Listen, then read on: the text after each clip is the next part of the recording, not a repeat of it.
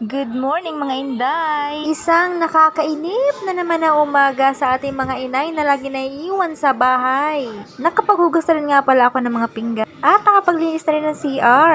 Kapag nga meron ka ng estudyante, ay hindi talaga maiiwasan ang makalat na bahay. Akala ng iba, napakadali lang maiwan sa bahay. Ang hindi nila alam, madalas parang binagyo ang bahay. Minsan, para silang mga sawa. Kung saan nagubad, nandun na lang yung mga damit nila, o diba? Sa sobrang inip ko nga, naisipan ko nga tong linisan, yung maliit naming aquarium. Mag-aapat na taon na nga ito sa amin. Kung gaano kaliliit yung mga isdang nakalagay dito, ang laki-laki naman ng pagmamahal namin dito. Bali, yan nga pala ay nabili namin ng 5 piso. Yan daw ay yung pinapakain sa arwana. At ito naman ang mga mahal naming gapi. Hindi nga lang pala sa asawa ko yan, ang kaibigan niya. Dati marami yan. Kaso namatay yung iba. Nalunod siguro, nakalimutan huminga. Mahal na mahal nga pala ng asawa ko yung mga yan. Mas mahal pa sa amin. Charot lang. Sa sobrang pagmamahal ng asawa ko sa mga alaga niya, kapag mayroong namamatay na isda, grabing lungkot niya. Kapag nga ako ay naiinip, naiiwan mag-isa sa bahay, or minsan nakakaramdam ng lungkot, tinititigan ko lang yung mga isdang yan. Ewan ko ba, ba't parang may magic? Nawawala na lang bigla yung lungkot ko. Ang ganda kasi nila tingnan. Itong mga isdang to nga pala, hindi masela. Kahit walang oxygen, ay okay lang. Pero, binila namin siya ng filter. Kaso nga lang, paglinis ko kanina, nasira. Yari ako na to kay bossing. Kung mapapansin nyo nga pala,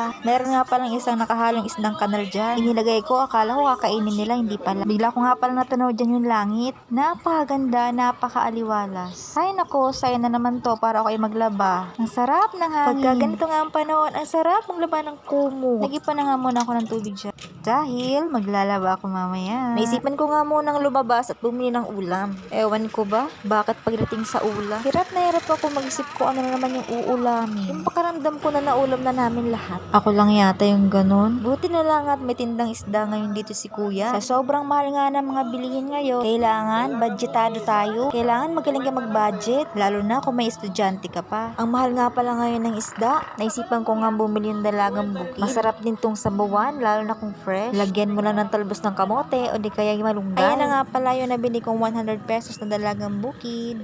Ito nga pala ay aking papaksiwin. Gawa ng kahapon kami nagsabaw na, sinabawang bangus. Bibilisan ko na nga pala ang pagluto at aking magasundo pa na aking estudyante. Masarap din nga pala tong paksiwin. At ayan, luto na ang ating paksiw na dalagang bukid. Tuwang-tuwa na naman itong aking alaga. Ito lang muna for today's video.